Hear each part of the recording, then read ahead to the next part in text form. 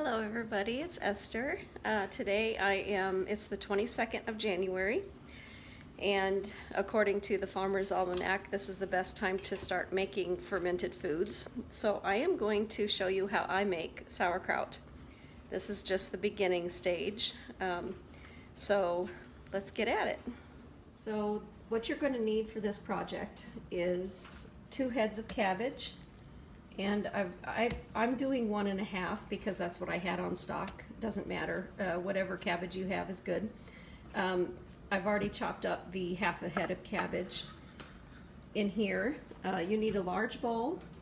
You need some sort of container where you can weight the cabbage down so it's submerged in the liquid. This happens to be my fermenter that I got on Amazon. And I really love it. I use it all the time. It's called Crazy Korean Cooking Fermenter. But you can use anything. You can use a bucket weighted down with a plate and a bag of water. You can use a crock that you find at a garage sale, or any pickling jar, anything, as long as it can be weighted and stay under the liquid that it creates. The next thing you're going to need is kosher salt. I use Morton Coarse Kosher. It should not have iodine. No iodine. Non-iodized salt. So kosher salt or even pickling salt, if you have some on hand, would be great. So you also need a cutting board and a very, very sharp knife. This is a knife that I purchased when my husband and I lived in Norway. I've had it for years and years and years and years. I keep it sharp. It's my favorite chef's knife. Most accidents, if you cut yourself in the kitchen, most likely it's because your knife actually wasn't very sharp. With a sharp knife, it just glides through your food and you don't have to force anything, and the chances of you having a cutting accident are lessened if your knife is sharp. All right, so let's get started. Okay, I'm going to show you how to cut and core your cabbage. I know this is just beginner's info, but it helped me, and I wasn't necessarily beginner. But anyway, with cabbage, it's important to have a very sharp knife. And so you kind of want to come up here a little bit from the core and cut it. Now, I put mine in my organic waste that goes out in the compost.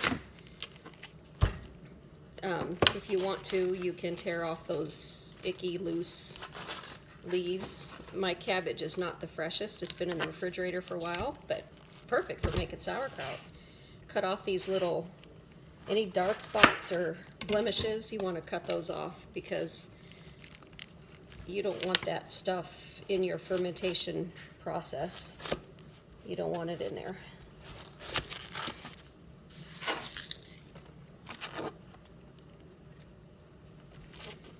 All right, another little black spot here I'm going to cut out. Okay, so here we go. We've got a nice head of crisp cabbage. And now to cut the core out, you're going to cut it in half. And again, much easier with a sharp knife. And you see that core right there? You just take I don't know if I can show you at the angle here, but you take your knife and you cut it right there in a triangle around the core. See where I cut it right there? And then just pop it out. Done. I'll do this other one.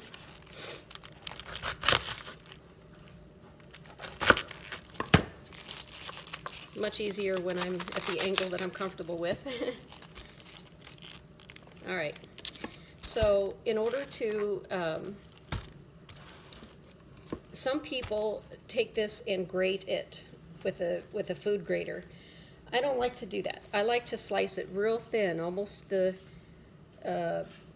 width of a dime, real thin, because I like my sauerkraut to be kind of like noodles, you know, that consistency and that texture and that feel of a cabbage noodle.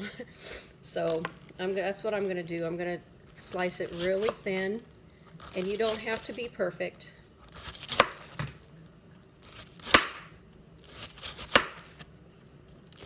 and this is going to take a while. You do this to both heads of cabbage. And you see how thin it is? Just real thin. It's almost like your julienne cabbage. However you say that. Okay, well, I'm going to get this head of cabbage cut up. I'll add it to the bowl, and I will be back later. Okay, I have all of my cabbage julienned, like real thin strings, and I'm just going to kind of break it up. Now you'll notice that there is a lot of cabbage here, and that's only for like 1.5 heads of cabbage. And here's my fermenting container. All of this for this little thing. And when I first made this, I thought, how in the world is this going to fit in my fermenter? But it did. And the trick, not the trick, I guess, because it's a natural occurrence, is that now is the time that we add the salt. And for about 2 full heads of cabbage, you want probably about 3% salt. And I don't know, you do the math. Maybe, I don't know how many cups are here, so I didn't measure. But I would say probably a good, this is one of those really large old Tupperware bowls. Holds probably 16 cups, I think. But cabbage is pretty big. But the neat thing about it is, cabbage is mostly water.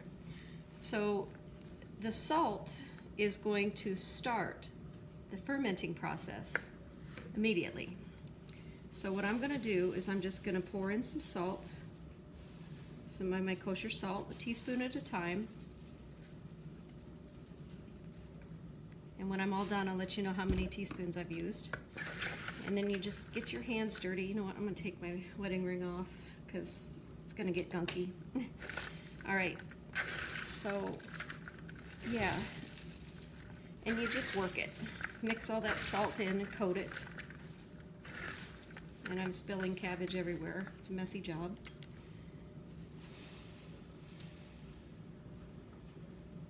Two teaspoons.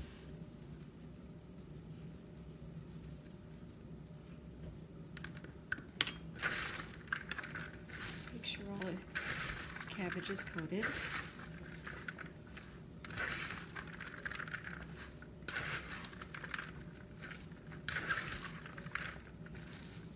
I'm probably going to use about 5 teaspoons in this batch. My hands are already starting to get kind of wet. The salt starts working immediately to ferment the cabbage, and the salt draws out all of the water in the cabbage, and it starts releasing its juices, and it starts breaking down. Like when you cook cabbage, you know how you fill the pan to overflowing and then you start cooking it and it breaks way down till you have almost nothing left. But that's what salt does to cabbage as well. And actually that's the breakdown process. That's what fermenting is, breaking down cabbage. Yeah, and it's already starting to get sticky. Not sticky, because it's just water, but it's already starting to get really wet and binding together. All right, I'm gonna get what I spilled back in this bowl here. I don't want to waste anything, I know. I'm picky that way. All right, how many teaspoons was that? 3? My hands are wet. All right, I may use maybe 4, actually. Let's see how that works. And you get in there and you just really, you knead cabbage, and that helps break it down and release some of the water and juices. You see how it's just already starting to get kind of soggy? I don't know if you can see that very good in the video, but make sure I get some of everything at the bottom. You'll notice I have some like pieces like this in there that aren't julienned. That was kind of close to the core, and it was just how the cabbage all binds together on the inside when I cut it. I don't worry about it, I leave it. One thing about this way of making sauerkraut is it's so crisp and delicious when it's all done. Now this is just the beginning stage. This is how to get it started, how to make it. After I put it in the fermenter, I am going to let it sit in a dark cupboard and then just check it every few days. We're going to let it sit for 6 weeks.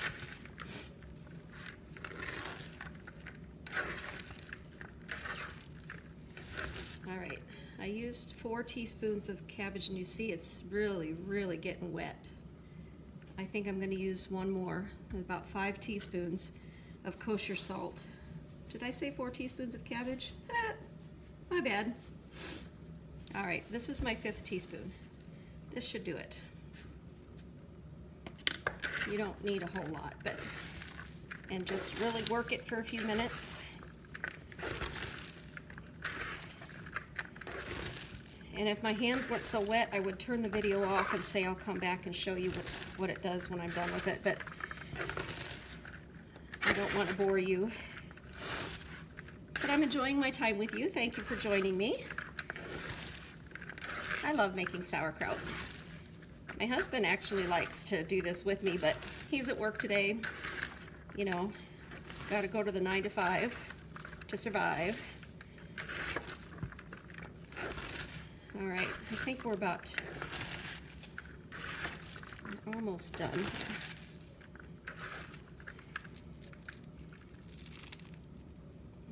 Not quite dripping yet, but when it starts getting that fermentation process, it'll start dripping.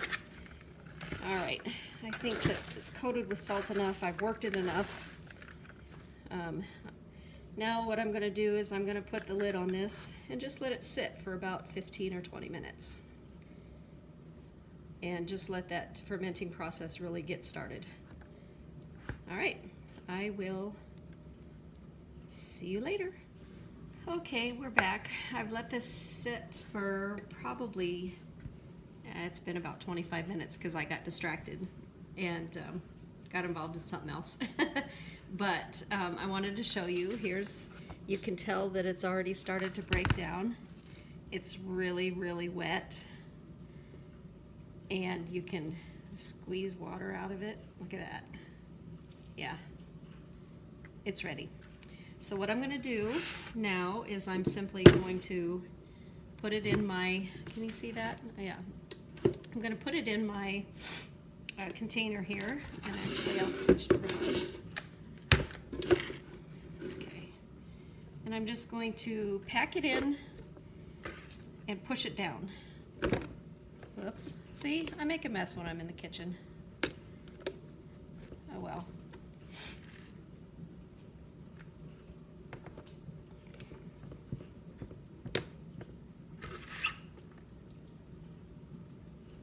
And I want all of those juices and everything to stay in there. So if there's any water pooled at the bottom of my big bowl, I'm going to just dump it in after the cabbage. Sorry, you can hear the roar of my dishwasher in the background. I don't complain because I love my dishwasher. I lived in a third world country for several years and didn't have one for about 10 years. And came back to the United States probably in about 2006. Had a dishwasher, and I've never complained about it ever since. All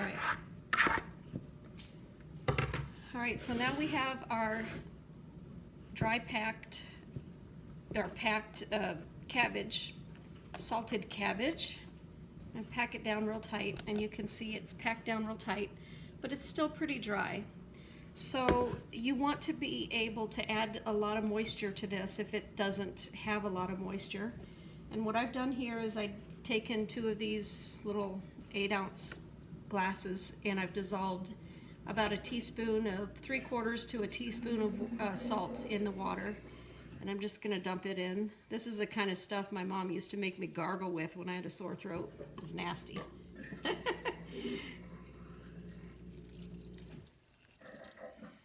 Okay, you can see there's some liquid in there. It's probably, let's see, looks like it's about to there. It's still not enough, so I'm going to fill it with, I don't use tap water because our tap water here is very hard, full of minerals. It's not real pure stuff. We don't drink it. So I have an RO water filter, and I'm going to fill these back up with water, put some salt in it, and I'll be right back. Okay, I'm back. I've got a couple more little glasses of salt water, and I'm just going to pour it in there until the cabbage is just covered, just barely. It's probably not going to take both of these. I can already see it starting to come to the top. Okay, that's good. I've got my, I don't know if you can see it, but anyway, there it is. It's just to the top with water. And there's some cabbage sticking up out of the water, but that's going to be taken care of in a minute here. Now with this thing I use, this fermenter that I found on Amazon, Crazy Korean Cooking brand. I really like it. It makes it very convenient. It has a venting spout here, so it doesn't, you know, it needs to breathe a little bit, but you don't want any of the water to evaporate. So this is a really cool, handy tool to have. So I'm going to put the inner lid. It's got a rubber seal around it. It's going to completely seal off this cabbage from the air. And I push it down just till the water starts to pop out. Let me just show that to you. Okay, so I've pushed it down till you can see there's some water right there at the top. Piece of cabbage on my hands. This stuff is like really wet. It clings to everything. And then I'm going to plug it up. And over time, the gases that are released from the fermentation process will actually bring this lid, see now it's on so tight, but it'll bring this lid up, and I'll check it every few days and I'll push it back down to make sure that that cabbage is completely submerged in the salt water. And then I put my lid on.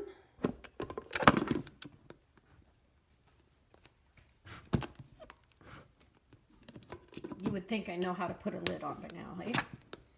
There we go.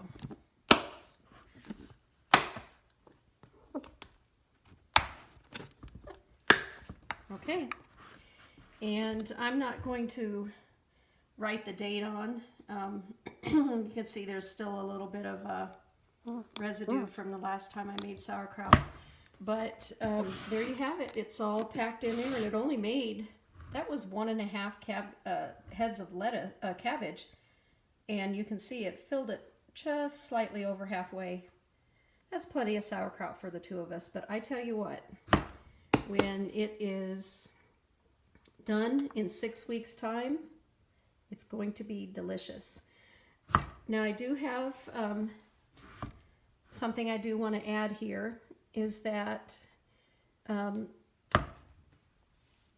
with this sauerkraut, I have used red cabbage before, and I've mixed like a head of red cabbage and a head of regular green cabbage, and it turned out really wonderfully, just great. And it turns a really super dark purple. The colors can kind of discolor my plastic fermenter. That's the only knock on I have on this, is if you're going to pickle beets or something that has a really strong natural dye, it's going to discolor the plastic. That's why using maybe a plastic bucket that you don't care about, or using a glass jar in a paper bag to keep it dark, or using a ceramic or stoneware crock might work better, because they may not be get discolored with whatever you're fermenting. Anyway, there you have it. I'm going to stick this in the cupboard, and we will come back in about 3 weeks maybe, and I'll show you the results then. Okay, there it is, ensconced in the cupboard, and in about 3 weeks time, halfway through the process, I'll show you what it starts to look like. Thanks for joining me today. I will talk to you in about 3 weeks. Ta-ta!